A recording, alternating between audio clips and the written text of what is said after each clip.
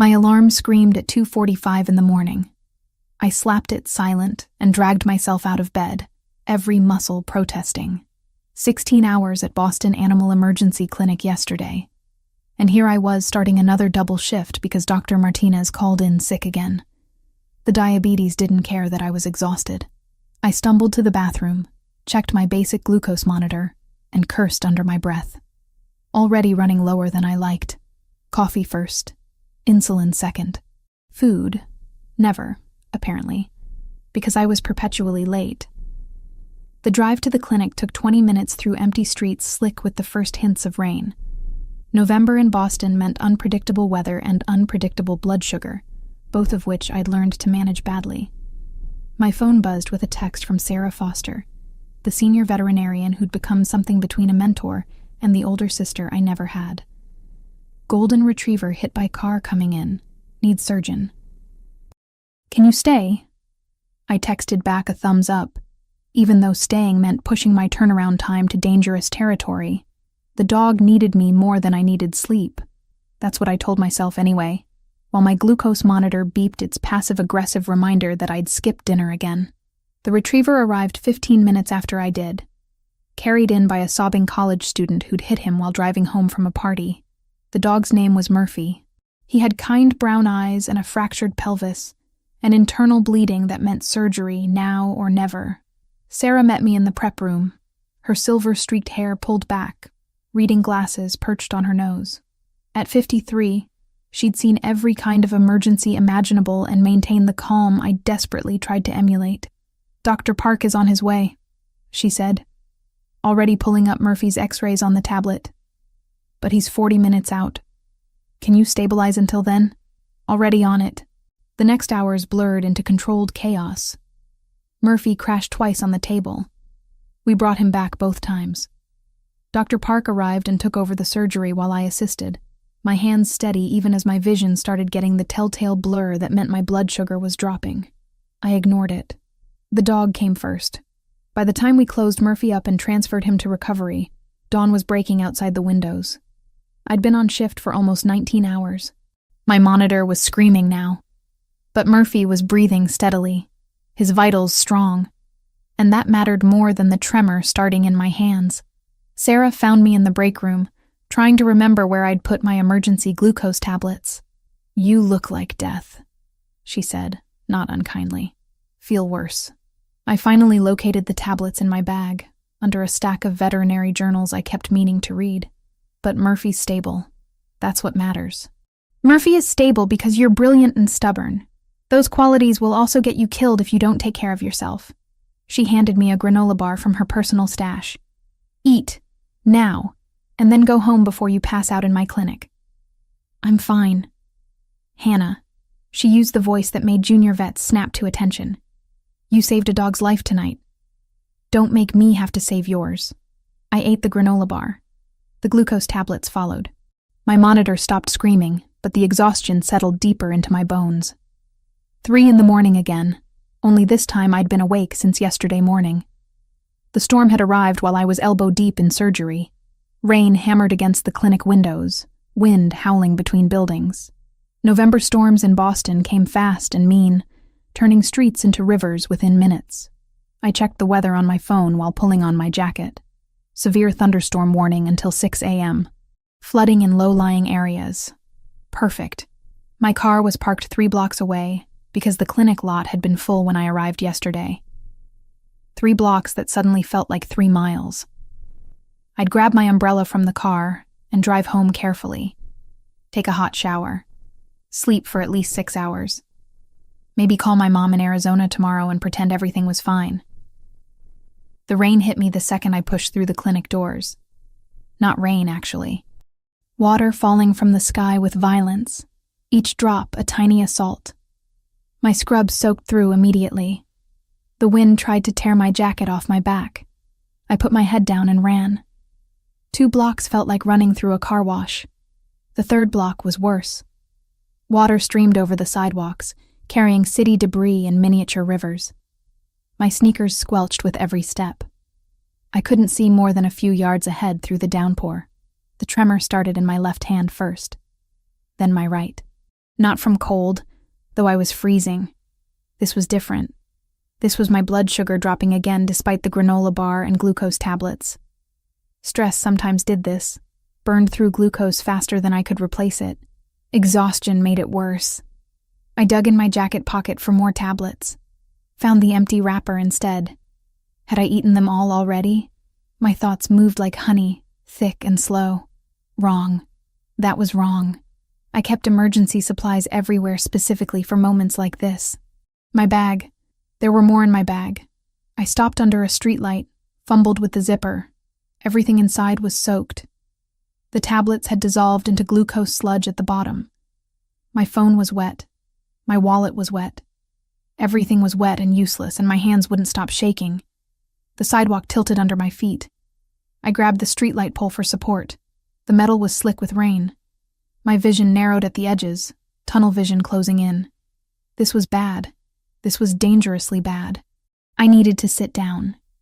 Needed to get somewhere dry. Needed to call for help. I fumbled my phone out, tried to unlock it. My fingers weren't working properly. The screen was too wet. The password was suddenly impossible to remember. Was it Mom's birthday or mine? Why couldn't I remember my own birthday? My knees buckled. I went down hard, palms hitting the concrete. Pain registered distantly. The rain kept falling. I tried to get up. My legs wouldn't cooperate. This was how it happened sometimes. Diabetics found unconscious in weird places because they'd pushed too hard, ignored too many warning signs. I managed to roll onto my side. The streetlight above me blurred into a halo of light through the rain. Beautiful, actually. Strange thought to have while dying. But there it was. The water pooling around me was cold. I should probably try to get up again. In a minute. Just needed to rest for a minute. The world faded to gray, then darker gray, then nothing at all. Consciousness came back in pieces. Cold water on my face. Something hard under my back. Movement. The sensation of being lifted, carried. Strong arms under my knees and shoulders. The rain still falling, but somehow distant now. I tried to open my eyes. Managed slits. Saw the interior of a car. Leather seats. Expensive. The scent of something woodsy. Masculine. Someone was talking, voice low and urgent. Not talking to me. Talking on a phone. I need Carson. Now. I don't care what time it is. Wake him up. The voice was deep, controlled, with an accent I couldn't quite place. Italian, maybe. Or just East Coast money. The kind of voice used to being obeyed immediately. I have a woman. Found her unconscious in the storm. She's wearing a medical alert bracelet. Type 1 diabetic. A pause. I already gave her some juice. She's breathing but not fully conscious. How long until he can get here? Another pause. I felt the car moving, smooth and fast. My head was pillowed on something soft. A jacket. His jacket. Too long. Tell him to meet me at my place. And have him bring everything he needs to treat severe hypoglycemia. The phone call ended. I tried to speak. Managed something between a moan and a whimper. Immediately the man's face appeared above mine. All I could make out were dark eyes and strong features. He said something I didn't catch. Stay with me. He repeated louder. You're going to be fine, but I need you to drink this. Something sweet and cold pressed against my lips. Orange juice. I drank automatically, some primal survival instinct taking over. The liquid burned going down. I coughed, drank more. He supported my head with one hand, patient and steady. Good. Keep drinking. I finished the juice box. My brain started firing synapses in something resembling proper order. I was in a car. A stranger's car. Being driven somewhere by someone I couldn't see clearly. Every self-defense class I'd ever taken screamed danger. But I was also alive when I'd been dying on that sidewalk. So maybe danger was relative. Where? I managed to croak out. Somewhere safe and dry. The man's voice again, calm and certain. I'm taking you to my home. My doctor will be there. Hospital. The word came out clearer. Take me to a hospital. Hospitals ask questions, make reports. You'll be safer with me. If you don't stabilize in the next 15 minutes, I'll take you to Mass General myself, he added, already checking the timer on his watch. My doctor is en route either way. That should have terrified me. Instead, my traitorous brain latched onto the word safer and decided to trust it. The juice was working. I could feel my blood sugar climbing back toward normal. My vision cleared enough to actually see the man now. Dark hair, maybe black, swept back from a face that belonged on Roman statues. Strong jaw, straight nose, lips that looked cruel until he spoke, and then softened just slightly. But it was his eyes that held me. Deep brown, almost black, intense in a way that made me feel seen. Actually seen, not just looked at. "Who are you?" I whispered. "Someone who found you when you needed finding." He reached past me, pulled something from the floor. My bag, soaked and pathetic. "I need to check your identification. Don't panic." He went through my bag with efficient movements, found my wallet, pulled out my license. I watched him study it, watched his expression shift subtly as he read. "Hannah Mitchell, 28, veterinarian." His eyes met mine. "You were a long way from home in that storm. Work." My tongue felt thick but functional. "The clinic, emergency surgery. You saved lives and nearly lost your own doing it." Something in his voice suggested he understood that particular brand of self-destruction. Noble, foolish, but noble. The car slowed, turned. Through the window I could see gates opening, wrought iron and security cameras. We were definitely not going to a hospital. We were going somewhere private and protected, and probably expensive based on the glimpse of manicured grounds I caught before the rain obscured everything again.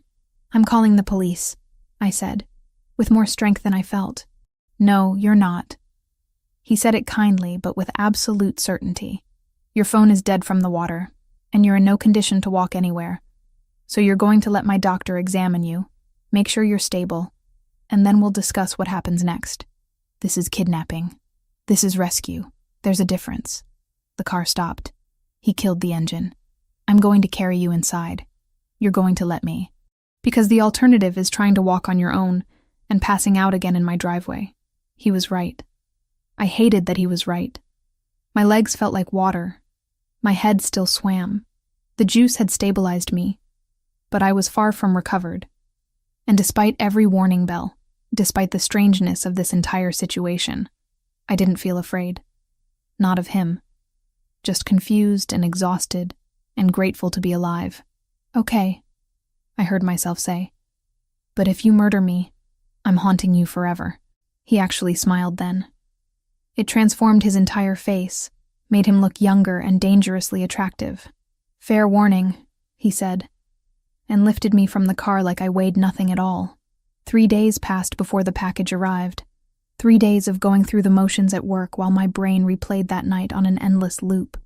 The man carrying me through his mansion, Dr. Carson, his private physician, checking my vitals with practiced efficiency. The guest room where I'd slept for 6 hours straight while rain battered the windows.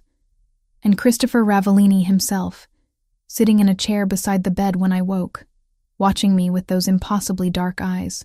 He'd driven me home at dawn, walked me to my door, said he'd be in touch, and then disappeared like something I'd hallucinated during the hypoglycemic episode. Except the new continuous glucose monitor I found on my dresser when I got inside was very, very real. The delivery came on a Tuesday morning, right in the middle of a routine exam on a German shepherd with an ear infection. The receptionist poked her head into the exam room. "Hannah, there's a delivery for you. The guy says it's medical equipment." I excused myself, leaving the shepherd with his relieved owner. At the front desk, a man in an expensive suit held a sleek black box. He didn't smile, didn't make small talk, just handed me the box and a small white card, then left before I could sign anything. The card was simple. Heavy stock, no name or logo. Just elegant script that said, "So you never have to choose between saving lives and saving your own. See." Inside the box was a Dexcom G7, the newest model. The kind with real-time alerts that sync to your phone. The kind that cost thousands of dollars and usually required months of insurance authorization that I'd been fighting for over a year. Sarah appeared at my shoulder, peering into the box. "Is that what I think it is? If you're thinking it's way too expensive for me to accept from a stranger, Then yes, the mysterious man from the storm? She'd dragged the whole story out of me the day after it happened. The one who lives in a mansion and has a private doctor on call at 3 a.m? That would be him. Sarah picked up the card, read it, and gave me a look that said volumes about what she thought of mysterious wealthy men bearing expensive gifts. You're going to give it back. Of course I'm going to give it back. I closed the box, feeling oddly disappointed even as I said it. This is like a month's rent. I can't accept something like this from someone I barely know. Someone who saved your life. That doesn't mean I owe him thousands of dollars in medical equipment. Sarah studied me with the expression she reserved for junior vets making questionable decisions about treatment plans. You've been checking your glucose every hour since that night. You're scared it'll happen again. This monitor could prevent that. I'm fine with my current system. Your current system almost got you killed. She wasn't wrong. My basic monitor had failed me. Or I'd failed it. Either way, the result had been the same. But accepting this from Christopher felt like crossing a line I didn't fully understand yet. That evening, my phone rang. Unknown number. I almost didn't answer. Did you receive the package? His voice, smooth and unhurried, sent an involuntary shiver down my spine. I did, and I can't accept it. Why not? Because it's wildly expensive and I barely know you. You know I found you unconscious in a storm and made sure you survived. That's not nothing. I paced my small living room, phone pressed to my ear. That's exactly my point. You already did too much. I don't need charity from strangers. It's not charity, Hannah. It's practical. You have a dangerous condition and inadequate equipment to manage it. I have the means to solve that problem. Simple mathematics. Nothing about this is simple. Then let me complicate it further. Have dinner with me Saturday. The subject change caught me off guard. What? Dinner. Saturday night. I'll pick you up at 7. I didn't agree to that. You didn't refuse either. I could hear the amusement in his voice. Considerate payment for the monitor. 1 meal in exchange for potentially saving your life again. Seems like a fair trade. That's not how this works. Then explain to me how it works. I stopped pacing. Through my window, I could see the street where I'd collapsed. 3 blocks away.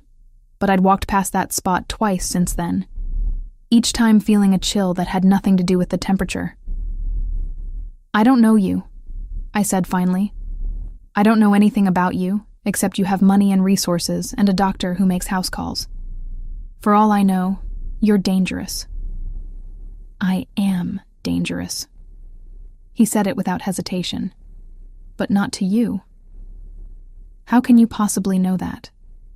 Because if I wanted to hurt you, I had ample opportunity that night. Instead, I made sure you were safe and drove you home. That should tell you everything you need to know. It should have. But something in his tone suggested layers I wasn't seeing yet. 1 dinner, I heard myself say. And then I'm returning the monitor. Keep it for a week first. See how it changes your life. Then decide. He hung up before I could argue. Saturday arrived faster than I wanted it to. I spent an embarrassing amount of time choosing what to wear, finally settling on a dark green dress that Sarah had convinced me to buy last year for a conference I'd never attended. It made my red hair look less orange, and my pale skin less ghostly. That was about all I could ask for. Christopher arrived exactly at 7, driving himself this time in a black Audi that probably cost more than I'd make in 5 years. He opened my car door, helped me in with casual courtesy that suggested expensive private school education. You look beautiful, he said, and somehow managed to make it sound like observation rather than flattery. You look like you own half of Boston. Only a quarter. I'm working on the rest.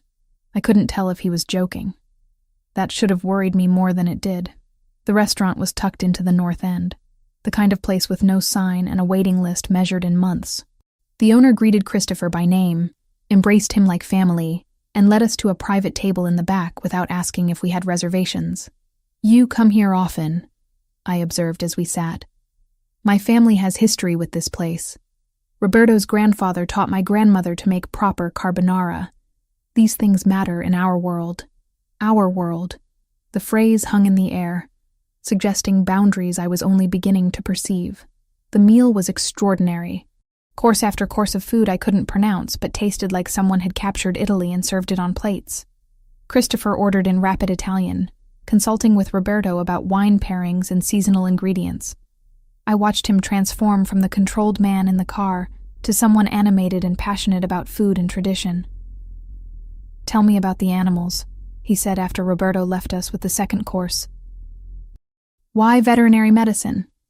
You really want to know?" I wouldn't have asked otherwise, so I told him. About growing up with a father who brought home every stray animal in the neighborhood, about spending summers at my aunt's ranch in Arizona, learning to birth foals and bottle feed lambs, about the scholarship to veterinary school that felt like winning the lottery, about choosing emergency medicine because I like the intensity, the impossible cases, the satisfaction of snatching life back from death's edge. He listened with complete attention, asking questions that showed he was actually processing what I said, rather than just waiting for his turn to talk. "You save lives that most people don't value enough," he said finally. "That tells me everything I need to know about your character, which is that you see worth where others see convenience. That's rare. Coming from someone else, it might have sounded pretentious. From him, it landed like truth. What about you?" I asked, seizing the opening. "What do you do when you're not rescuing diabetics from storms?" His expression shifted, subtle but noticeable. "My family has business interests. Import-export primarily. Logistics and distribution through the port." That's vague. It's accurate. It's also the kind of thing people say when they don't want to explain what they actually do. He smiled, but it didn't quite reach his eyes. There was something else there now. Calculation, maybe. Or caution. "You're perceptive. That's going to complicate things." "What things?" "This. Us. Whatever this is becoming." My heart did something uncomfortable in my chest. Us. As if there was an us after one bizarre rescue and one dinner. "We barely know each other," I said. "That's not entirely true. I know you work doubles that destroy your health. I know you put animals before your own safety. I know you're stubborn about accepting help, but smart enough to recognize when you need it. I know your mother lives in Arizona, and you call her every Sunday. I know you're diabetic, but hate talking about it. I know you're afraid of what I might be, but curious enough to have dinner with me anyway." I stared at him. "How do you know about my mother?" "You talk in your sleep. Dr. Carson mentioned it." "That's creepy. That's thorough. There's a difference." "Is there?" He leaned back, studying me with those dark eyes that seemed to see through layers I didn't know I had. "I'm going to be honest with you, Hannah. More honest than is probably wise. My life is complicated in ways you don't understand yet. The work I do, the family I come from, the obligations I carry. They don't mix well with normal. If you walk away now, I'll understand. But if you stay, if you choose to keep seeing me, you need to know that nothing about this will be simple. You're trying to scare me off. I'm trying to be fair." "Why? You could have just had dinner and left it at that." His jaw tightened almost imperceptibly. "Because I like you, and because people I like have a tendency to get hurt by proximity to my world. I'd prefer to avoid that outcome this time." There was pain in that admission. Old pain, carried like a weight he'd grown used to but never stopped feeling. I should have thanked him for dinner and called an Uber home. Should have recognized this for what it was. A man warning me away from danger I couldn't yet see. But sitting across from Christopher Ravellini, watching the candlelight cast shadows across his face, all I felt was the pull of something I couldn't name. "I'll make you a deal," I said. "You stop being so mysterious, and actually tell me what you do, and I'll decide if I want to walk away." He considered this for a long moment. Then he pulled out his phone, typed something, and showed me the screen. It was a news article. "Christopher Ravellini acquitted in federal racketeering case." The date was 2 years ago. The photo showed him leaving a courthouse in an expensive suit, surrounded by lawyers and grim-faced men who looked exactly like the kind of people mothers warned their daughters about. My blood went cold, then hot, then cold again. "Your mob," I said quietly. "My family has been in Boston for 4 generations. We manage certain business interests that operate outside traditional regulatory frameworks. That's a really polite way of saying organized crime. It's an accurate way of describing a complex reality." I should have stood up. Should have left immediately. Instead, I kept staring at the article, at his face in that photo. He looked different there. Harder. More dangerous. The same man, but without whatever softness he'd shown me. "Why tell me this?" I asked. "Because you asked. And because I meant what I said about being fair." He put his phone away. "If you want to leave, I'll drive you home. No judgment. No consequences. You'll never hear from me again. And if I stay, then you accept that my world is dangerous. That the people I do business with are not the kind you invite to dinner parties. That loving me, if it ever comes to that, means understanding I can't always tell you where I've been or what I've done. Loving me." He said it like it was inevitable, like he could see that future already written. "This is insane," I whispered. "Yes, I should run. Probably. Why aren't I?" He reached across the table, took my hand. His skin was warm, his grip gentle but firm.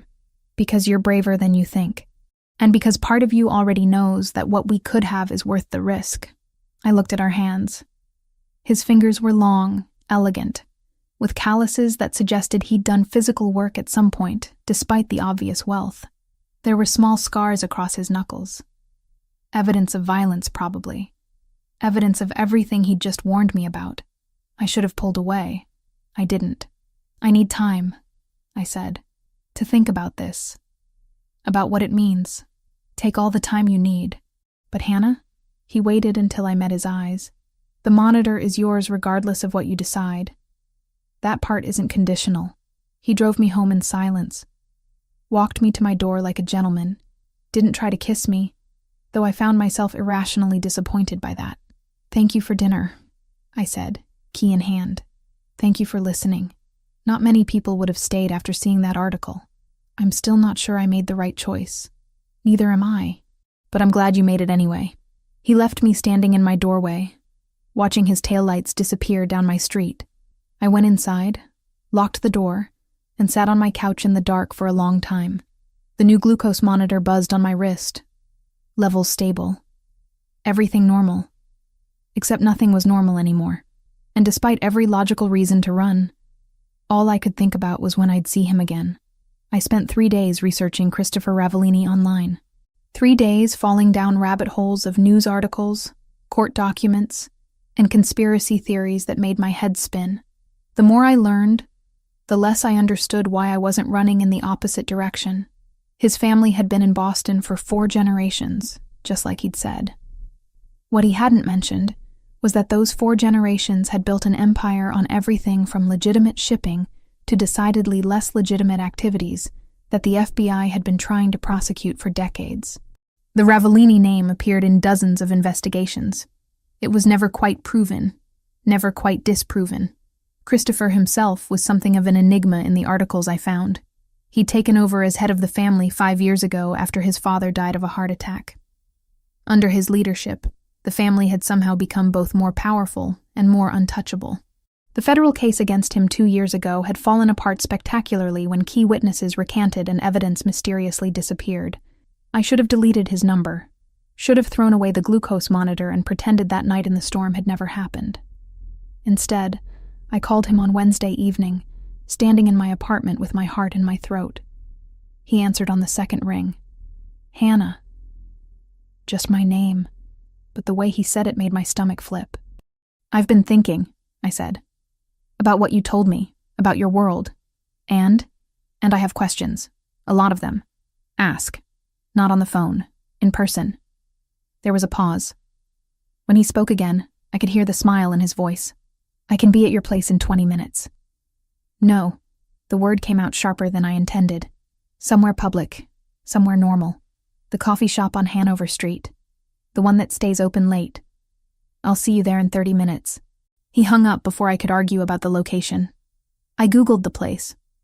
It was in the North End, what the articles had referred to as traditional Ravellini territory. Of course it was. I arrived first, ordered a cappuccino I didn't want, and claimed a table near the window where I could watch the street.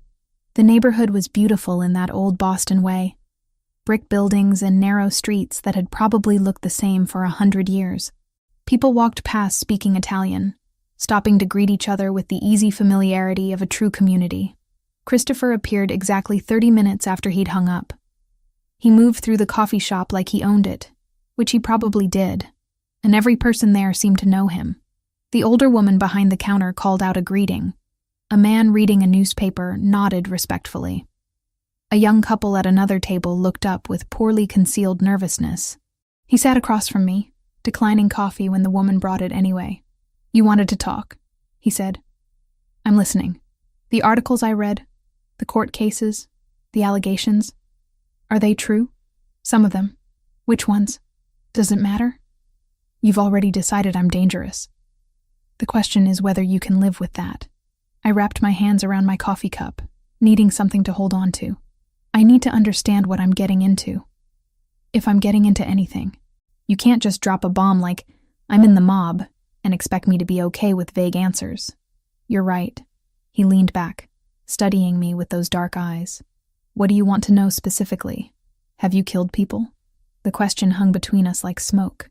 Around us, the coffee shop continued its normal evening rhythm. Someone laughed at another table. The espresso machine hissed. "Yes," he said simply. My heart dropped into my stomach. Hearing him admit it out loud was different from suspecting it. "How many?" "Fewer than you're imagining. More than I'm proud of." "That's not an answer. It's the only one I can give you. The details would keep you awake at night. Trust me when I say ignorance is a gift in my world." I wanted to argue, wanted to demand specifics, but looking at his face, at the careful blankness there, I realized he was protecting me from knowledge that would fundamentally change how I saw him. "Why do it then?" I asked instead. "Why stay in that life if it requires things you're not proud of?" "Because it's not just my life. It's my family's legacy, my responsibility. The people who work for us, who depend on us, they don't have other options. I can't just walk away because it's morally complicated." That sounds like rationalization. It is, but it's also true. He leaned forward, elbows on the table. "I was born into this world, Hannah. I didn't choose it any more than you chose to be diabetic. But I can either do it well and protect the people who rely on me, or do it poorly and watch them suffer. Those are my options." I thought about that, about the clinic, about the impossible cases I took because someone had to, about doing difficult things because they needed doing. "I'm not saying I understand," I said carefully, "or that I approve, but I can see why you stay. That's more than most people would give me." We sat in silence for a moment. Through the window, I watched an old man walk past with a small dog on a leash. Normal life, happening all around us while we discussed murder and morality. "If I keep seeing you," I said finally, "if this becomes something real, what does that mean for me? Am I in danger? From my enemies? Potentially? From me? Never." He said it with absolute certainty. "But I won't lie to you, Hannah. Being close to me puts a target on your back. That's why most people in my position don't get involved with civilians." "Then why pursue me?" His expression softened. "Just slightly. Because you're the first person in years who's looked at me and seen something other than the family name. Because you saved a dog's life while your own blood sugar was crashing and didn't think twice about it. Because when I carried you into my house that night, soaking wet and barely conscious, you made a joke about haunting me." He paused. "Because I want you in my life, and I'm selfish enough to try to make that happen even knowing the risks." My throat felt tight. This was crazy. All of this was completely insane. Getting involved with Christopher Ravellini would complicate every aspect of my life in ways I couldn't begin to predict. "I want to try," I heard myself say, "but I need boundaries. I need to know there are parts of my life that stay mine. My work, my friends, my independence. I can't become someone who's just an accessory to your world. I wouldn't want you to." He reached across the table, took my hand. "I like you exactly as you are. That doesn't work if you have to change everything to fit into my life. And if it gets too much, if I realize I can't handle it, then you walk away. No consequences, no threats. You'll always be safe, Hannah. Whether you're with me or not." I wanted to believe him. Looking into his eyes, I thought maybe I could. "Okay," I said. "Let's try this. But slowly. And honestly. No more secrets dropped like bombs. I can work with that." He smiled, and this time it did reach his eyes. We finished our coffee talking about easier things. He asked about work, about the animals I'd treated this week. I told him about Murphy, the golden retriever, who was recovering beautifully, about Sarah Foster, who'd taken one look at me on Monday and known immediately that something had changed.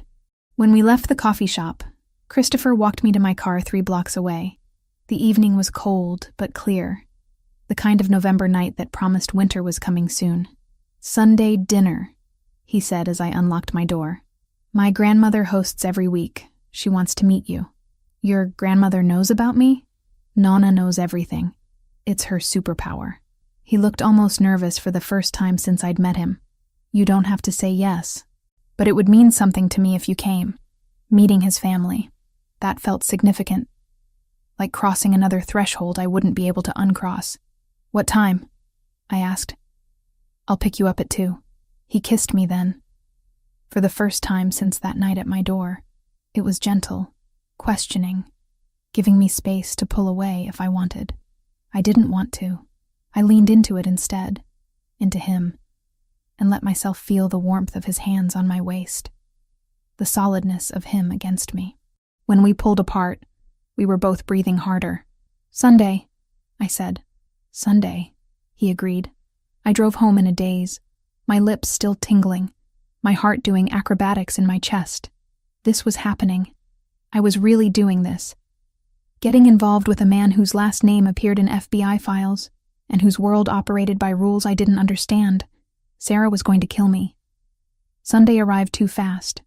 I spent Saturday night trying on and rejecting every outfit I owned before finally calling my mother in Arizona in a panic. "What do you wear to meet your maybe boyfriend's Italian grandmother?" I asked without preamble. "Hannah Marie Mitchell, are you dating someone?" Mom's voice went up an octave.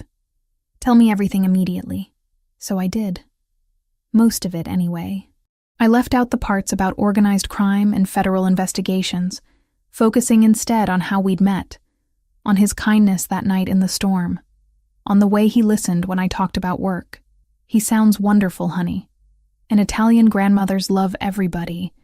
Just be yourself and bring something for the table. Flowers or wine. What if she hates me? Then she has terrible taste. You're delightful. Mom, I'm your mother. I'm legally required to think you're delightful. But I also happen to be right." She paused. "Hannah, are you sure about this? You sound nervous." More than just meeting the family nervous. I considered telling her the truth. Considered explaining about Christopher's world, about the complications and the dangers.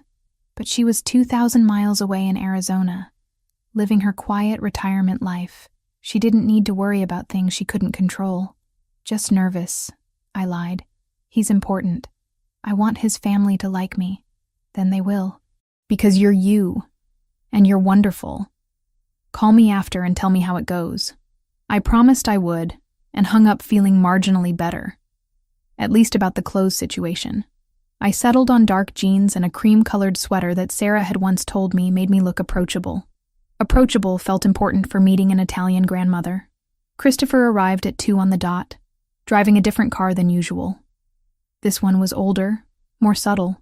He explained that Nonna didn't approve of flashy displays of wealth. "She grew up during the Depression," he said as we drove toward the North End. "She thinks anything fancier than a Ford is showing off. But you drive an Audi. That's why I borrowed Vincent's Honda for today."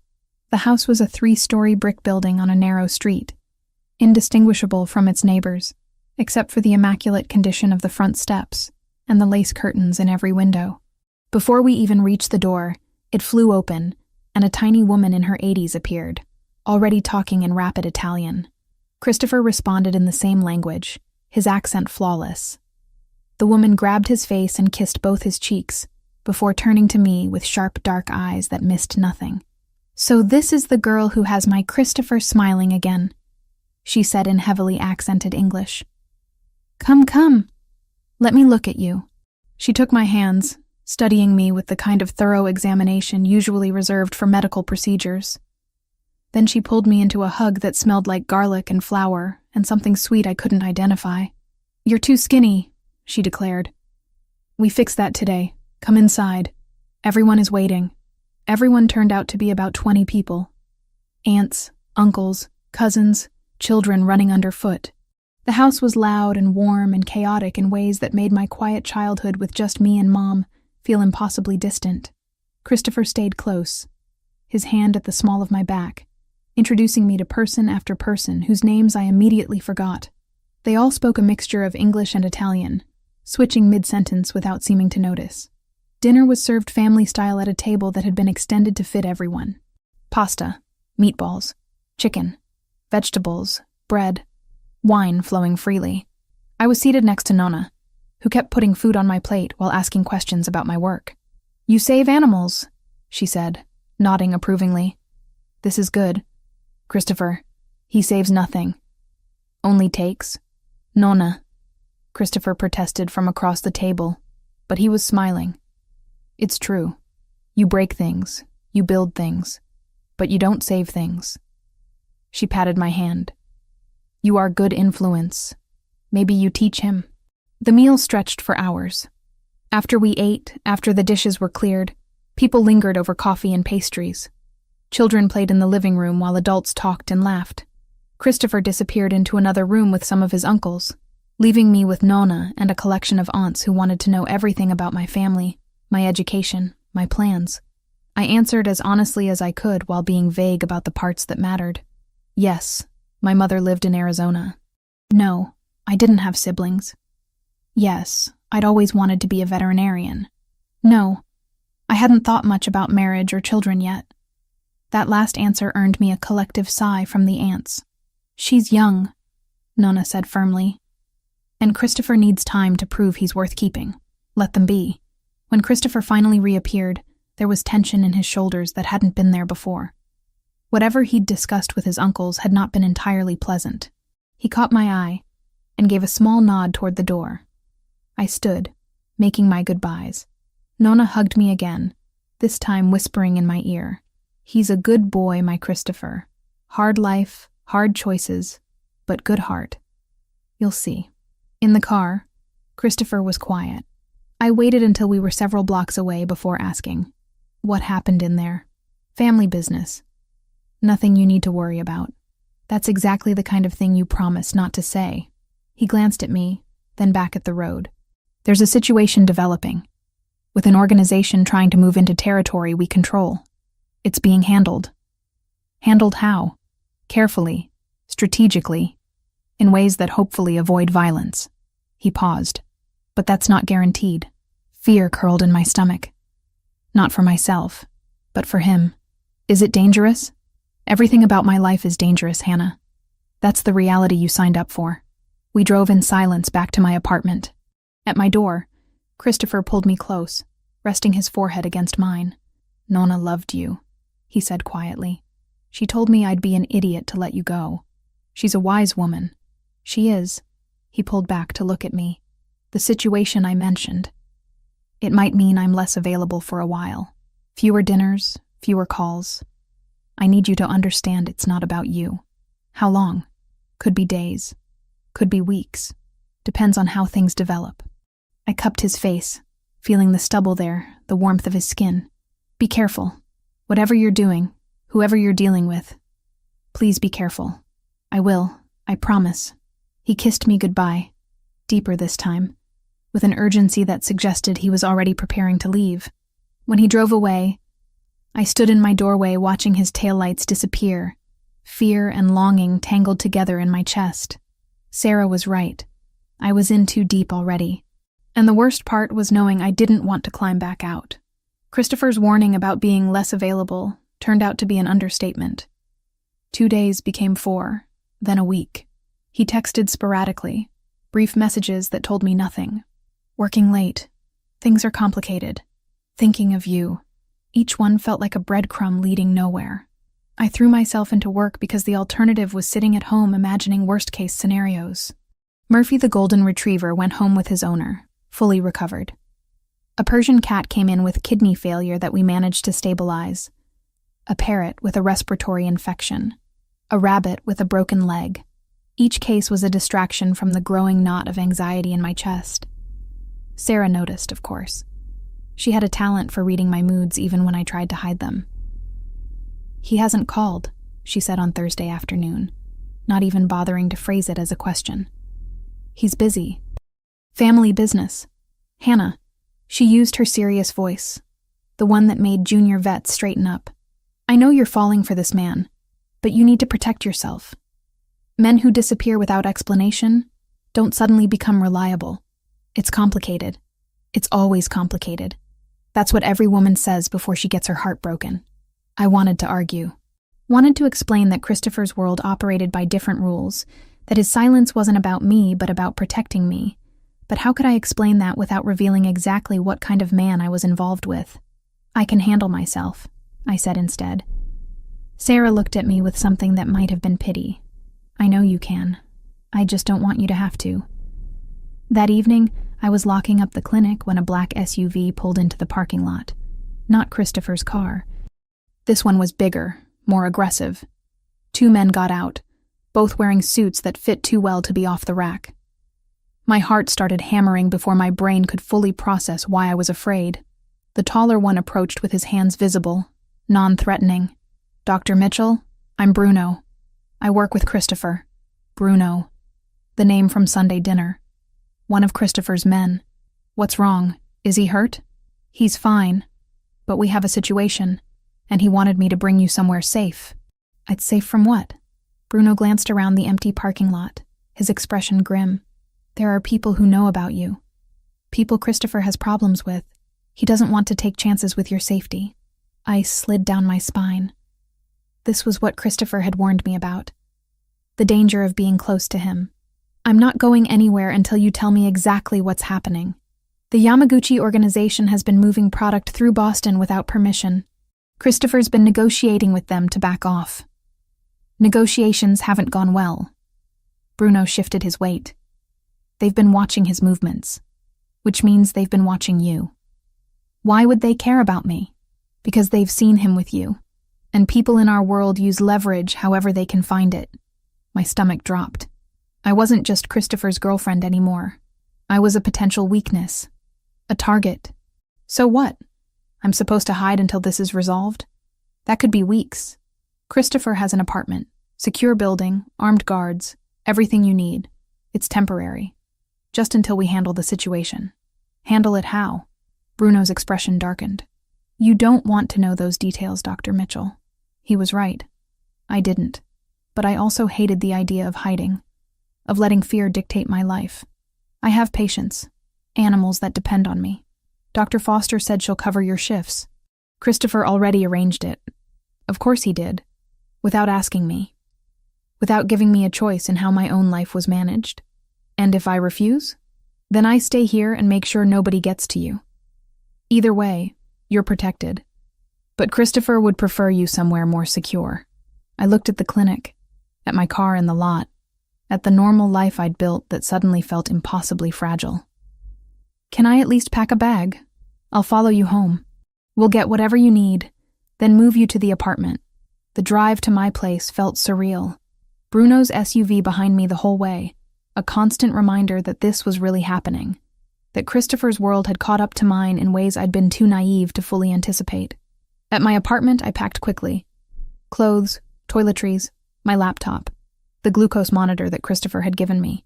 Bruno waited in the hallway, professional and distant, giving me space while making it clear he wasn't leaving. My phone buzzed. "Christopher, finally. Bruno told you?" "He did. This is insane, Christopher." "I know. I'm sorry. This isn't what I wanted." His voice was tight with stress I'd never heard before. "But I can't risk anything happening to you. Not because of my problems. Where are you? Dealing with it. Making sure the Yamaguchi understand that crossing my family has consequences." "What kind of consequences?" Silence on the other end. Long enough that I knew the answer would be one I didn't want to hear. The kind that end threats permanently. "You're going to kill people. I'm going to protect what's mine. There's a difference." "Is there?" "Yes."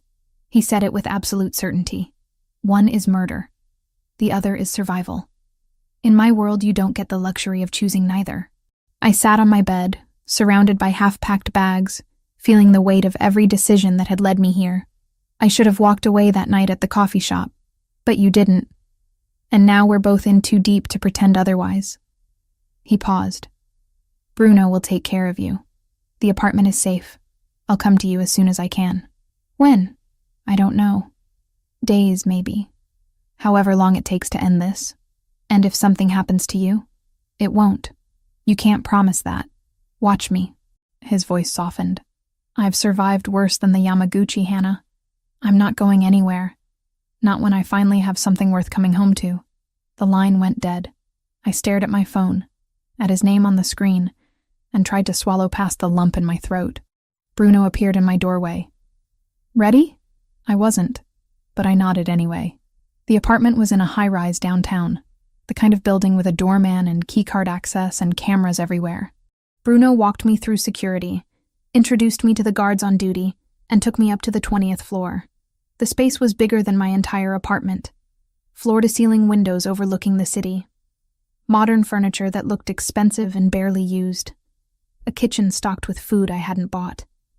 Everything impersonal and sterile and wrong. "Christopher stays here sometimes," Bruno explained. "When he works late. You'll be safe here. Guards downstairs 24/7. Nobody gets in without authorization. So I'm a prisoner. You're protected. There's a difference." I was getting really tired of people telling me about differences that felt non-existent. Bruno showed me how to work the security system, gave me emergency numbers, and left me alone with instructions to keep the door locked and not go out alone. The silence after he left was deafening. I unpacked mechanically, putting my clothes in drawers that smelled like cedar and Christopher. The glucose monitor on my wrist buzzed a low alert.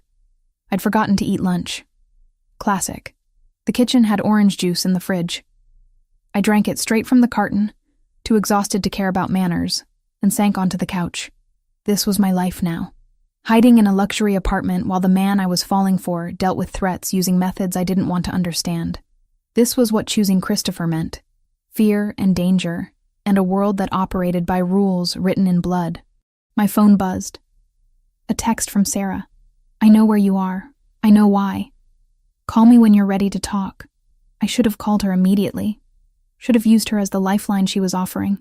Instead, I curled up on Christopher's couch, pulled a blanket around myself, and stared at the city lights through those massive windows. Somewhere out there, Christopher was handling things. Somewhere out there, people might be dying because I existed. Because loving me made him vulnerable in ways his enemies could exploit. The weight of that was almost unbearable. 3 days passed in the apartment. 3 days of Christopher texting sporadically, of Bruno checking in twice daily, of me pacing like a caged animal. Sarah covered my shifts without complaint. My glucose levels were surprisingly stable, probably because I had nothing to do but eat regular meals and monitor myself obsessively. On the 4th night, Christopher finally came. I heard the key in the lock after midnight, heard footsteps in the entryway. When he appeared in the doorway to the living room, I was already standing, heart pounding. He looked exhausted. There were dark circles under his eyes, stubble heavier than usual, tension in every line of his body, but he was whole. Alive. "Hannah." I crossed the space between us in 3 strides and slammed into him, arms wrapping around his neck, face buried in his shoulder. He caught me, held me tight, and I felt some of the tension drain out of both of us. "It's over," he said into my hair. "The Yamaguchi are gone. You're safe. What did you do?" "What I had to. What I always do." He pulled back to look at me, cupping my face in his hands. "But you don't need those details. You just need to know it's finished. People died. Yes. Because of me. No." His grip tightened. "Because they tried to use you against me. Because they made a choice that had consequences. This is not your fault, Hannah. It's mine for bringing you into my world in the first place." Tears burned behind my eyes. I'd spent 3 days trying to convince myself I could handle this, that being with Christopher was worth the cost. But now, faced with the reality of what that cost looked like, I wasn't sure anymore. "I'm scared," I whispered. "All the time now. Scared something will happen to you. Scared someone will come after me. Scared of what it means that I'm still here despite everything." Christopher pulled me close again, resting his chin on top of my head. "Fear means you understand the risks. That's good. That keeps you careful." He paused. "But I need you to trust me when I say I will do everything in my power to keep you safe. Always. No matter what it costs. That's what scares me most. What it might cost you. Then we're even. Because the thought of something happening to you nearly destroyed me these past few days." We stood there in the middle of his apartment, holding each other like lifelines. And I felt something fundamental shift. This was real now. Not just attraction or curiosity, or the thrill of something dangerous. This was love, messy and complicated and terrifying in its intensity. "Take me home," I said finally. "To your real home, not this place." He studied my face, looking for something. "You sure?" "No, but I'm choosing you anyway." A smile touched his lips, tired but genuine. "Then let's go home." 6 months dissolved into the kind of domestic routine I never imagined having with someone like Christopher. His house became our house. My clothes migrated from the guest closet to his bedroom. My shampoo appeared in his shower. The coffee maker learned to brew exactly how I liked it in the morning. We fell into patterns. I worked my shifts at the clinic while he handled whatever business his family required. Some nights he came home smelling like expensive restaurants and cigar smoke from meetings. Other nights he appeared exhausted, with shadows under his eyes that spoke of things he wouldn't discuss. I learned not to ask about those nights. Learned to just hold him, and let silence say what words couldn't. The house itself slowly transformed. Where everything had been stark and masculine before, little touches of me started appearing. Books about veterinary medicine on the coffee table. Photos of animals I'd treated taped to the refrigerator. A ridiculous ceramic frog that Sarah had given me as a joke, sitting on the kitchen counter because it made Christopher smile every time he saw it. Sundays remained sacred. We never missed dinner at Nana's, and gradually I stopped feeling like an outsider in that loud, warm chaos of family. The aunts stopped interrogating me about marriage plans. The cousins included me in their jokes. Even the children treated me like I belonged, dragging me to play games or show me their latest treasures. But there were tensions simmering beneath the surface that neither of us wanted to name. It started small. Christopher taking phone calls in other rooms, coming home late with vague explanations.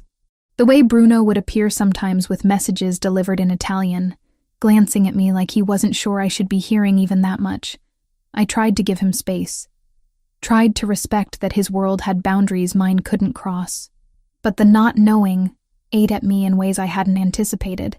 One evening in late spring, I finally broke. We were having dinner at home, just the two of us. Christopher had made pasta, a recipe Nonna had taught him, and we'd opened a bottle of wine from his family's vineyard in Italy. Everything should have been perfect. Instead, I watched him push food around his plate, mind clearly somewhere else. And something snapped. "Talk to me." He looked up, startled. "What?" "You've been somewhere else for weeks. Distracted, tense. Whatever's happening, I want to know about it. It's just business. Nothing you need to worry about." "That's exactly what I mean." I set down my fork harder than necessary.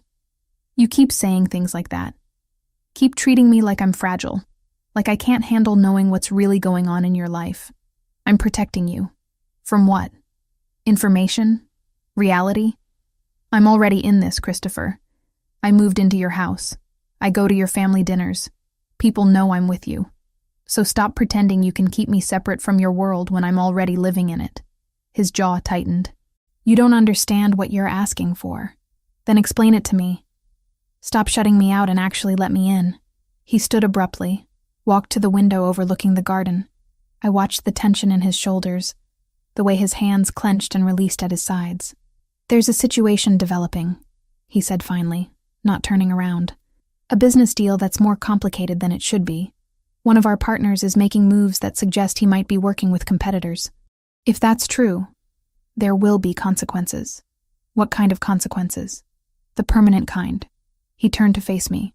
"And if I'm wrong, if I move against him without being certain, it could fracture alliances we've spent decades building. Either way, people might die because of decisions I make in the next few weeks." The weight of that settled over the room like smoke. "That's what's been keeping you up at night." That's part of it. The other part is knowing that if something goes wrong, if I miscalculate, you become a target again. And last time we dealt with threats against you, I barely slept for days imagining all the ways I could lose you. I crossed the room to him, took his face in my hands. I'm not asking you to protect me from everything. I'm asking you to trust me enough to be your partner, not just the person you come home to, but someone who actually understands what you're carrying. You want to be my partner? Isn't that what we're building here? A life together? That doesn't work if you keep half of your existence locked away from me. He searched my face, looking for something. Fear, maybe, or doubt. I tried to show him neither. If I do this, if I let you fully into my world, you can't unknow what you learn. You can't decide later that it's too much and walk away clean. You'll be complicit in ways that change you fundamentally. I'm already complicit. I chose you, knowing what you are. Now I'm choosing to understand it completely. He kissed me then, deep and desperate, like he was sealing something between us. When we pulled apart, both breathing harder, he took my hand and led me to his study. The room was lined with bookshelves and filing cabinets, a massive desk dominating the center. Christopher unlocked one of the cabinets and pulled out a folder thick with documents. This is the partner I mentioned, Anthony Brunarelli. He's been with my family for 15 years, handles most of our legitimate import business. He spread papers across the desk. 3 months ago, shipments started going missing. Small amounts at first, easy to write off as warehouse errors, but the patterns escalated. I studied the documents, invoices, shipping manifests, warehouse reports, numbers that meant nothing to me, but clearly told a story to Christopher. You think he's stealing from you? I think he's diverting product to sell independently, which means he's working with someone who can move that volume. Probably one of the families trying to establish a foothold in our territory. Have you talked to him about it? Not yet. I need proof first. Accusations without evidence just give him time to cover his tracks or run. So what are you going to do? Christopher's expression went cold in a way I'd never seen directed at anything but distant threats. I'm going to watch him until he makes a mistake. And when he does, when I have undeniable proof, I'm going to make an example that ensures nobody else in my organization considers betrayal. You're going to kill him. If the evidence confirms what I suspect, yes, but cleanly, quickly, not with cruelty, just finality. He said it so calmly, like discussing weather. I should have been horrified. Maybe part of me was. But standing there looking at the man I loved explaining the mechanics of necessary violence, I felt something else. Understanding, maybe, or acceptance that this was who he was and what his world required. Show me the rest, I said. So he did. For the next 3 hours, Christopher walked me through the architecture of his family's operations. The legitimate businesses that provided cover and income. The less legitimate ones that generated the real power. The network of alliances and rivalries that governed Boston's underworld. The rules, unwritten but absolute, that kept violence contained and business flowing. By the end of it, I wasn't braver, just better briefed. If you need me to leave the clinic again, you tell me first, I said. He nodded once. No surprises. Not for you. It wasn't romance. It was policy. And for the first time, it felt like we had one. He explained how disputes were mediated, how territories were negotiated, how betrayals were handled. He didn't soften any of it, didn't try to make it palatable, just showed me the reality of the world he navigated every day. When he finished, I sat back in the leather chair, mind reeling from the complexity of it all. This is what you manage, all of this, with help from people I trust. But ultimately, yes, the decisions are mine. The responsibility is mine. He poured us both whiskey from the bottle he kept in his desk. Now you understand why I try to keep you separate. It's heavy, Hannah. And once you're carrying this knowledge, you can't put it down. I took the whiskey, sipped it, felt the burn. I'd rather carry it with you than watch you carry it alone. He came around the desk, pulled me to my feet, and just held me. Neither of us spoke for a long time. We didn't need to. Something had shifted between us. A barrier removed. We were partners now. In every sense that mattered. The investigation into Brunarelli took another 2 weeks. Christopher showed me the evidence as it accumulated. Security footage of him meeting with known associates of rival families, bank records showing unexplained deposits, shipping manifests that didn't match actual inventory. By the end, even I could see the betrayal was undeniable. When? I asked one night as we reviewed the final pieces of evidence. Tomorrow. I've called a meeting with the senior members of the family. Brunarelli will be there. I'll confront him with everything we have. And if he confesses? Then it ends quickly. And if he doesn't? Then it ends anyway, just with more witnesses to the evidence. I took his hand, threaded my fingers through his. I want to come. He stared at me. Absolutely not. You said I was your partner. Partners don't hide from difficult moments. Hannah, this isn't a board meeting. This is an execution. I know what it is. And I know if I stay home tomorrow while you do this, it creates exactly the kind of separation we just agreed to eliminate. I don't have to be in the room, but I want to be there, at the warehouse or wherever it happens. Close enough that you know I'm choosing to stand with you through all of it. He started to argue. I watched him form the words, the protests, the logical reasons why I should stay far away. Then I watched him realize none of them mattered if we were serious about being true partners. You stay in my office, he said finally. You don't see what happens. You just wait until it's done. Okay. And if I tell you to leave, you leave immediately. No questions. Agreed. He pulled me close, rested his forehead against mine. I don't deserve you. Probably not. But you're stuck with me anyway.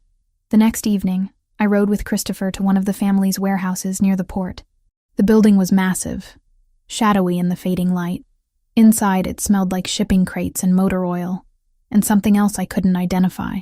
Christopher's office was on the second floor, overlooking the main warehouse floor through large windows. He settled me there with a kiss that tasted like goodbye, and walked down to where several men were already gathered. I watched through the glass as Brunarelli arrived. He looked nervous, but trying to hide it. The other men, including Bruno and Vincent, stood with crossed arms and hard expressions. Christopher started speaking. I couldn't hear the words, but I could see Brunarelli's reaction. Denial at first, then desperation as Christopher presented document after document. Finally, something that looked like resignation. The conversation lasted maybe 15 minutes. At the end, Brunarelli nodded once. Christopher said something to Bruno, who led Brunarelli toward a door at the far end of the warehouse. I turned away from the window then. I'd wanted to be here, to show Christopher I could handle his world. But I didn't need to watch the moment of violence itself. That felt like a line I could draw while still honoring my commitment. 10 minutes later, Christopher returned to the office. His hands were clean, his clothes unstained, but something in his eyes was heavy. It's done. I went to him, wrapped my arms around him, and just held on. Let's go home, I said into his chest. We drove back in silence. At the house, I made him tea while he stood at the kitchen sink, washing his hands even though they were already clean. Washing away something invisible that only he could see. Later, in bed, he held me close and whispered into the darkness. Thank you for being there, for not running. Where would I run to? I turned to face him. You're my home now, all of you. Even the parts that scare me. I love you, Hannah Mitchell. More than I thought I could love anyone. My throat tightened with emotion. He'd said it. Finally said the words we'd been dancing around for months. I love you too. All of you. The good, the complicated, and everything in between. We made love slowly that night, reverent and tender. Afterward, tangled together in the sheets, I felt the weight of what we'd become to each other. Partners in every sense. Bound together by choices that couldn't be unmade. Christopher fell asleep first, his breathing evening out. I lay awake a while longer, watching the moonlight paint patterns across the ceiling, and thought about the phone call I needed to make tomorrow. My mother in Arizona, telling her I'd found someone serious, someone I wanted her to meet, leaving out all the details that would keep her awake at night worrying, letting her just be happy that her daughter was finally in love, because I was. Desperately, completely, irrevocably in love with Christopher Ravellini. And nothing about that was simple, but it was real. And it was mine. and that mattered more than anything else. Life settled into something I'd never imagined possible. Christopher's house became our house in every meaningful way. My veterinary textbooks shared shelf space with his business ledgers. My ridiculous collection of coffee mugs crowded his minimalist kitchen. Even the garden behind the house showed evidence of my influence, with herbs I'd planted for cooking and flowers I'd chosen for no reason, except they made me happy. We hosted Sunday dinners at Nana's faithfully. The questions about when we were getting married had shifted from subtle hints to outright interrogations from the aunts. Christopher would just smile and change the subject while squeezing my hand under the table.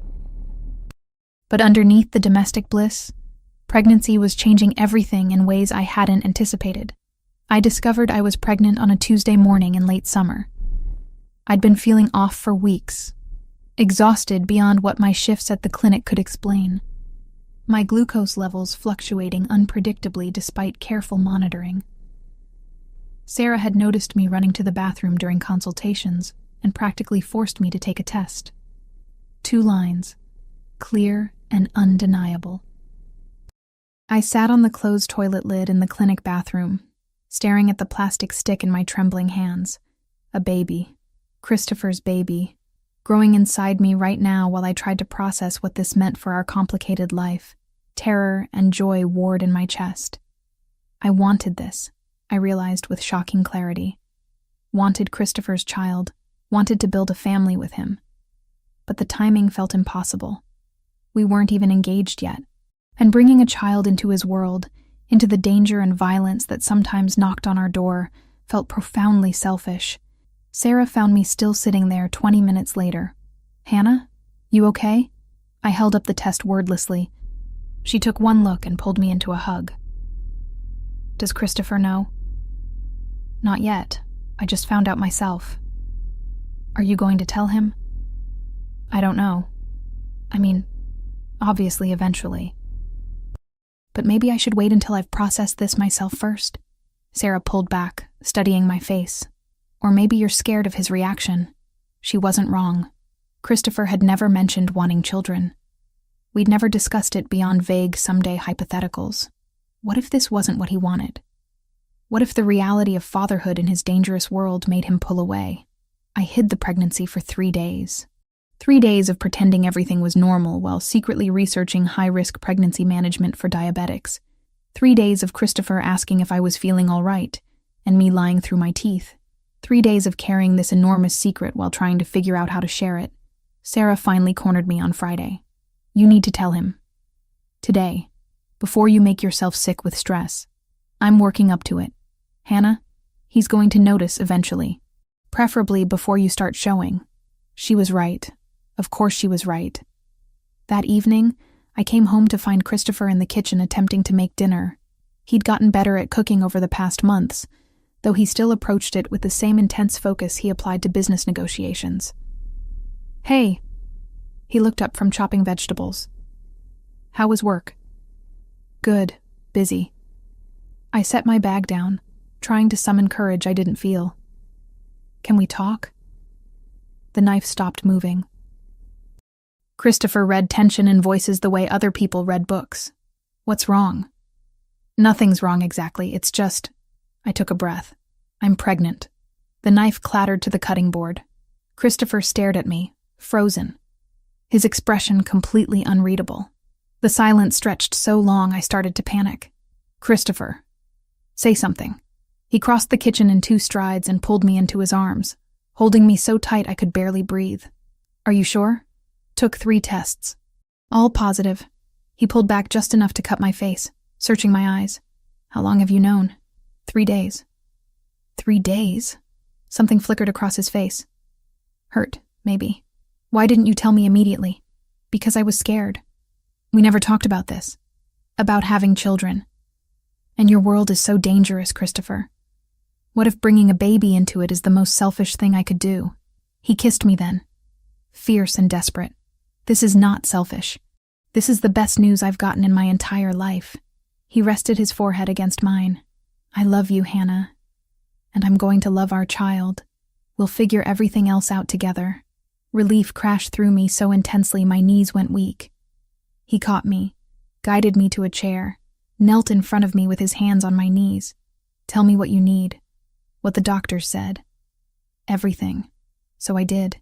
Explained about the risks of diabetic pregnancy, the need for careful monitoring, the possibility of complications. Christopher listened with complete focus, already mentally cataloging challenges and solutions. "Dr. Carson," he said when I finished. "He'll coordinate everything. The best maternal fetal specialist in Boston. Regular monitoring, whatever you need. I have doctors at the clinic, who are excellent, I'm sure. But for this, you get the absolute best. No arguments." I wanted to protest, wanted to insist I could manage my own health care. But looking at Christopher's face, at the protective intensity already radiating from him, I recognized this for what it was. His way of controlling what little he could in a situation that terrified him as much as it did me. "Okay," I agreed. "But I'm still working. At least for a while. Until when? Until my body tells me to stop. I'm not going to bubble wrap myself for 9 months, Christopher. The pregnancy is high risk, but that doesn't mean I'm fragile." He opened his mouth to argue, closed it, tried again. "Can we compromise? You keep working, but you cut back on hours. No more double shifts. No emergency surgeries where you're on your feet for 12 hours straight." It was reasonable. More reasonable than I'd expected, honestly. "Deal." He pulled me close again, one hand moving to rest gently on my still flat stomach. "We're having a baby," he said, voice full of wonder. "Holy hell, Hannah, we're having a baby!" That night, he called Nonna immediately. I could hear her shriek of joy through the phone from across the room. Within an hour, my phone was buzzing with congratulations from every aunt, cousin, and extended family member in his network. "They're excited," I said, scrolling through messages. "Nonna's first great-grandchild. She's been waiting for this moment since I was born." Christopher pulled me onto the couch, arranging me against his chest. "We should get married." My heart stuttered. "What?" "Married. Before the baby comes. I want you to be my wife, Hannah. Want our child to have both our names from the beginning. That's not a proposal. That's a statement." "You're right." He shifted, digging in his pocket, and produced a small velvet box that made my breath catch. "Hannah Mitchell, will you marry me? Will you be my wife, my partner in everything, the mother of my children?" The ring was perfect. A diamond surrounded by emeralds that matched my eyes, just like he'd described months ago during a conversation I hadn't realized he was storing away. "When did you get this?" 3 months ago. I've been carrying it around waiting for the right moment." He smiled. "Turns out there is no right moment. There's just the moment you stop waiting." Tears blurred my vision. "Yes, obviously yes." He slipped the ring on my finger, kissed me until we were both breathless, and held me close while I cried happy tears into his shirt. The pregnancy progressed smoothly at first. I cut my clinic hours like I'd promised, though I still went in most days. Sarah covered for me when exhaustion hit unexpectedly. Christopher hovered like an anxious bird, texting throughout the day to make sure I'd eaten, slept, taken my insulin. At 12 weeks, we had our first ultrasound. Christopher held my hand so tight, I lost circulation while we watched the screen. The technician pointed out features I couldn't distinguish, measurements that apparently indicated everything was developing normally. "Do you want to know the gender?" she asked. Christopher looked at me. I looked at him. We'd discussed this. "Yes," we said together. "It's a girl." Christopher's grip on my hand tightened even more. I watched his face transform, joy and terror mixing in equal measure. A daughter. We were having a daughter. That night, he started building the nursery. Not hiring contractors. Doing it himself with Bruno's help. Painting the walls a soft lavender. Assembling furniture with meticulous care. I watched from the doorway, one hand on my barely showing belly, and felt love so intense it was almost painful. Nonna mobilized her network of aunts and cousins. Suddenly our house was drowning in baby clothes, blankets, toys. Every Sunday dinner became a referendum on names, on parenting philosophies, on whether the baby would have Christopher's dark hair or my red. Life was perfect. Almost too perfect. Then, in my 6th month, everything changed. I was at the clinic when Christopher called, his voice tight with controlled fury. "Come home, now. What's wrong? Just come home. Bruno's already on his way to get you." Bruno arrived 10 minutes later, his expression grim.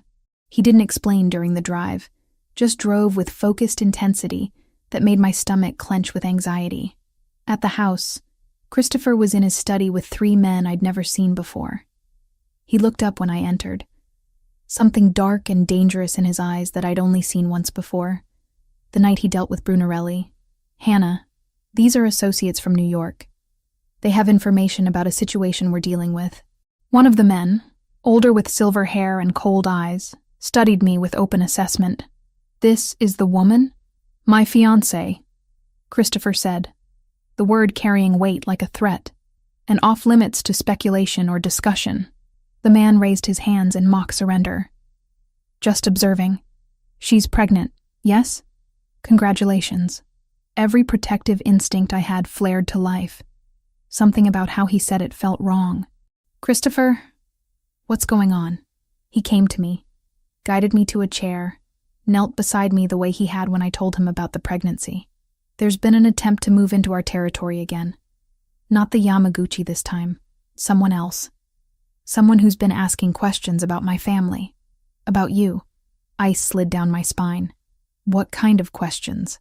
"The kind that suggest they're looking for leverage, for vulnerabilities they can exploit." The silver-haired man spoke again. "We have intelligence suggesting they're planning something in the next few weeks. Something designed to draw Christopher out, to make him act rashly. Using me," I said flatly.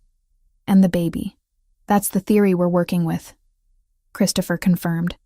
"Which is why you're not going to the clinic anymore. Not until this is resolved." "Christopher, I can't just stop working." "Yes, you can. And you will." Steel in his voice now. "I'm not negotiating on this, Hannah. You and our daughter are the only things in this world I can't lose. I won't risk either of you to maintain some semblance of normal routine." I wanted to argue. Wanted to insist on my independence, on my right to continue my life despite threats. But looking at his face, at the barely controlled fear there, I recognized this wasn't about controlling me. It was about a man terrified of failing to protect the 2 people who mattered most. "How long?" I asked instead. "However long it takes to eliminate the threat.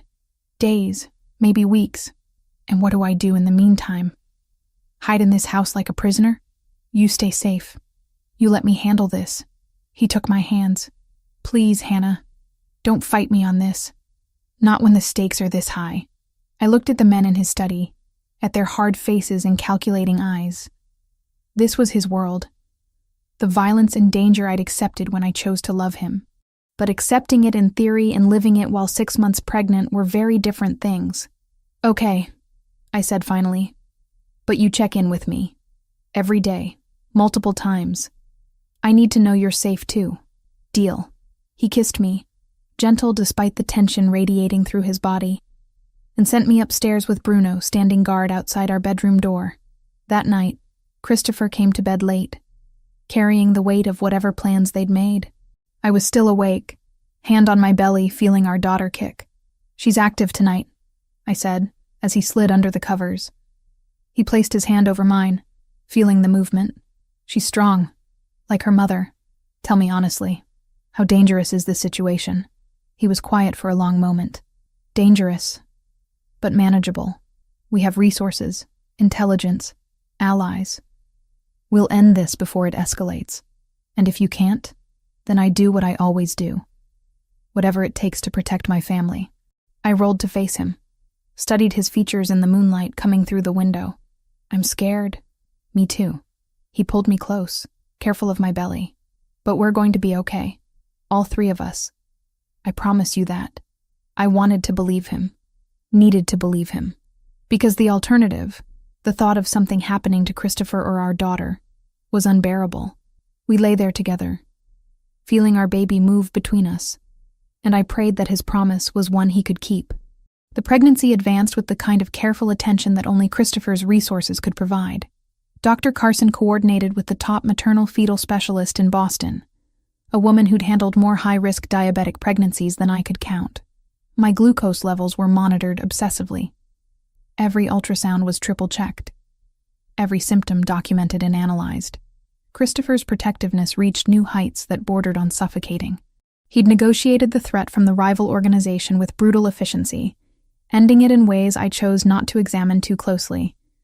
But even after that danger passed, he remained hyper-vigilant about my safety and health. I negotiated my way back to the clinic for scheduled appointments only. No emergencies. Sarah covered the unpredictable cases while I handled routine exams and consultations. It wasn't the work I loved most, but it kept me connected to something that was mine while my body transformed into something unrecognizable. By my 7th month, our daughter was making her presence known with constant kicks and movements. Christopher would spend hours with his hand on my belly, talking to her in Italian, making promises about the world he'd build for her. Watching him like that always made my chest ache with how much I loved him. I called my mother on a Sunday evening.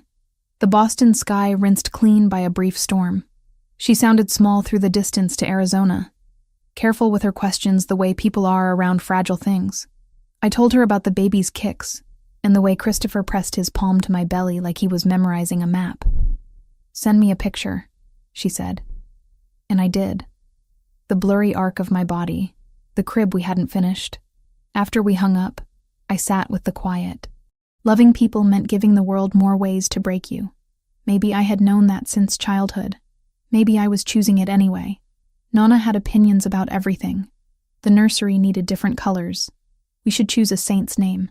The baby would be born during a full moon, which meant she'd be strong-willed. Christopher listened with patient amusement while I took notes, trying to keep track of which traditions were negotiable and which would cause family wars. The wedding planning happened around my growing belly. We'd originally discussed waiting until after the baby was born, but Nonna had other ideas. A pregnant bride was blessed, she insisted, and our daughter deserved to be born into a family that was properly united before God.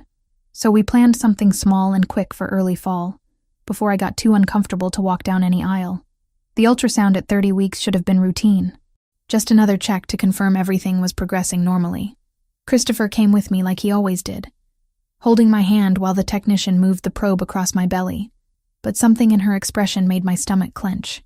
"Is everything okay?" I asked. "Let me get Dr. Morrison." The specialist appeared within minutes, studying the screen with focused intensity that did nothing to calm my nerves. "The baby's growth has slowed," she said finally. "Not dramatically, but enough that we need to monitor it closely, and your fluid levels are slightly elevated." "What does that mean?" Christopher's grip on my hand had turned painful. "It could be nothing, natural variation. But with your diabetes, we need to be cautious. I want to see you twice a week from now on, daily monitoring of fetal movements, and if anything feels off, even slightly, you come in immediately." Fear settled into my bones and didn't leave. Christopher tried to reassure me, citing statistics and Dr. Morrison's excellent reputation. But I saw the worry in his eyes every time he looked at me, every time he felt our daughter move. The twice-weekly appointments became a ritual. Christopher rearranged his entire schedule around them, refusing to miss a single one. We'd sit in that exam room holding hands while machines monitored our daughter's heartbeat, while doctors measured and prodded and spoke in careful medical terminology. At 33 weeks, Dr. Morrison made the call. "I think we need to deliver soon. Not today, but within the next week or two. The baby's growth has plateaued. She's not in distress yet, but I don't want to wait until she is." "But it's too early," I protested. "She needs more time. She needs to be safe. And right now, the safest place for her is outside, where we can monitor and care for her properly." Dr. Morrison's voice was gentle but firm. "We have one of the best NICUs in the country. Babies born at 34, 35 weeks do very well with proper care." Christopher looked at me, waiting for my decision even though we both knew there wasn't really a choice. "Okay," I whispered. "When?" "I want to try to get you to 34 weeks. That gives us a few more days. But if anything changes, if there's any sign of distress, we move immediately." Those next days crawled by in agonizing slowness. I counted every kick, monitored every shift. Christopher barely left my side, working from home, canceling meetings. Even his family understood that nothing mattered except getting our daughter into the world safely. On a Thursday evening, Exactly 34 weeks and 2 days into my pregnancy, my water broke. I was standing in the nursery, putting away baby clothes that Nona had sent over, felt the gush of fluid and knew immediately what was happening. "Christopher!" My voice came out steadier than I felt. He appeared in the doorway within seconds, took one look at me, and went into action mode. Called Dr. Morrison, grabbed the hospital bag we'd packed weeks ago, got me to the car with calm efficiency that masked what I knew was roaring panic beneath. The drive to the hospital passed in a blur. Contractions started before we even arrived, mild but regular. Christopher held my hand so tight I lost feeling in my fingers. But I didn't complain. We were both terrified. "Doctor." Morrison met us at the entrance with a wheelchair and immediate assessment. "Everything looks good. Baby's heart rate is strong. You're at 3 centimeters already. Let's get you settled and see how this progresses." The labor room was private, equipped with everything necessary for a high-risk delivery. Nurses moved with practiced efficiency, hooking me up to monitors, checking vitals, preparing for whatever came next. Christopher stayed at my side through all of it. When contractions intensified, he counted through breathing exercises. When I got the epidural, he held me still and whispered reassurances. When hours passed with frustratingly slow progress, he never showed impatience or frustration, just constant support. At hour 20, Dr. Morrison checked me again and frowned. "You're stalled at 7 centimeters, and the baby's heart rate is starting to show some concerning patterns. What does that mean?" Christopher asked. "It means we're going to do a C-section. Not because of immediate crisis, but because I don't want to push this and risk real problems. They prepped me for surgery with swift movements." Christopher disappeared to change into scrubs. Within 30 minutes, I was being wheeled into an operating room, bright lights overhead, medical staff surrounding me. Christopher reappeared at my side, masked and gowned, taking my hand. "I'm right here, not going anywhere." I tried to respond, but my throat was too tight with fear. This wasn't how I'd imagined it. Surgery instead of natural birth. Our daughter coming early, needing NICU support. Everything feeling wrong and scary and out of control. "You're doing great, Hannah," Dr. Morrison said from somewhere beyond the surgical drape. "Just a few more minutes." Then I felt pressure, pulling, movement. Christopher squeezed my hand hard. And suddenly, a sound filled the room that made everything else disappear. Our daughter's cry. Loud and strong and absolutely perfect. "She's here," Dr. Morrison announced. "And she's beautiful." They held her up briefly, a tiny squirming thing covered in vernix and blood, before rushing her to the warming table where the NICU team waited. "Is she okay?" I asked, trying to see past all the people. "She's small but mighty," one of the neonatal doctors said. "Good color, good cry, breathing on her own. We'll need to monitor her, but initial signs are excellent."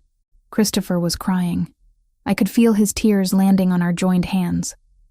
When he looked at me, his face was transformed with joy and relief, and something too big for words.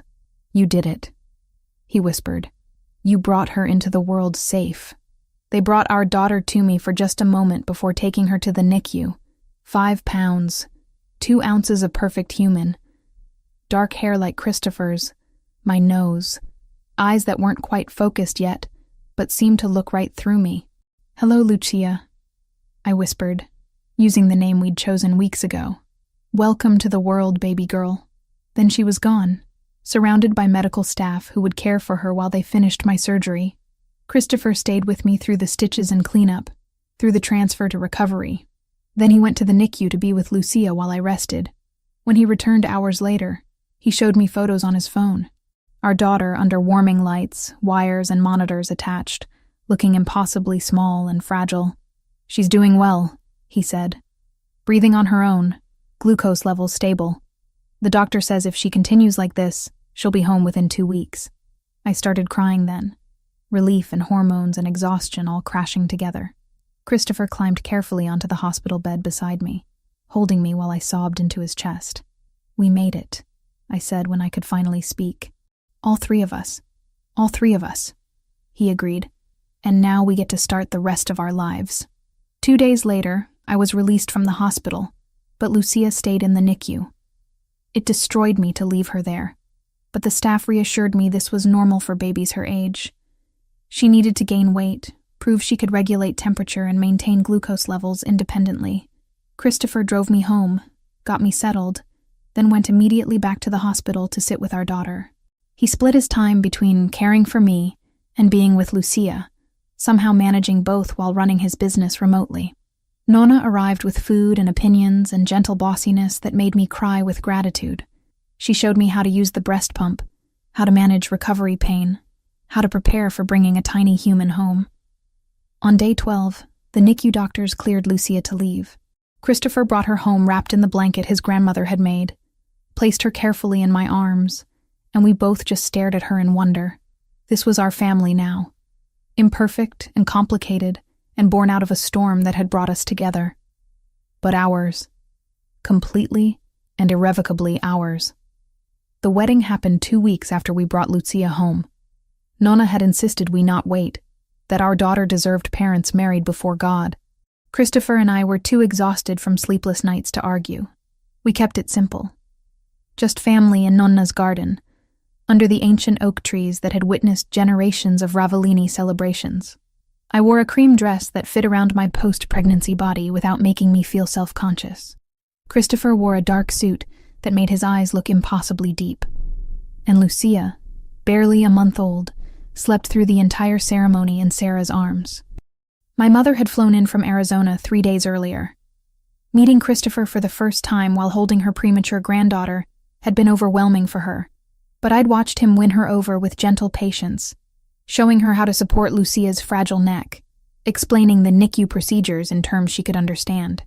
The ceremony itself lasted maybe 20 minutes. A priest who'd known Christopher's family for decades spoke about love and commitment and the sacred bonds of family. When it came time for vows, Christopher held both my hands and spoke with raw honesty that made my throat tight.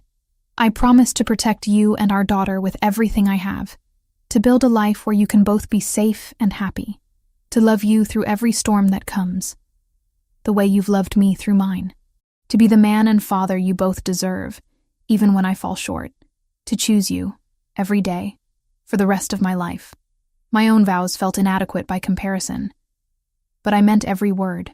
I promise to be your partner in everything, light and dark, to stand beside you when the world gets complicated, to raise our daughter knowing the truth about who you are, all of you, and loving you anyway, to choose this life, this family, every single day.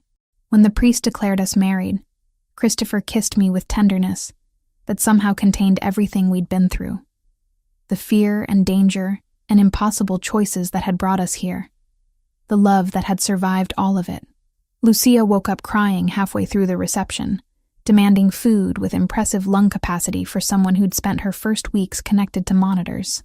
I excused myself to nurse her in Nonna's bedroom, grateful for the quiet.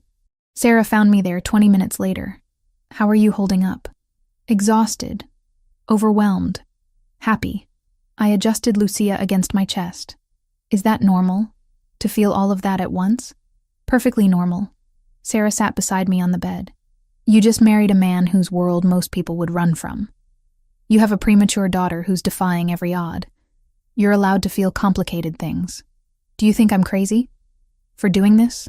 I think you're brave and honest about what you're choosing. She touched Lucia's tiny hand. This little one is lucky to have parents who see reality clearly, but love anyway. The rest of the evening passed in a blur of food and family and exhaustion.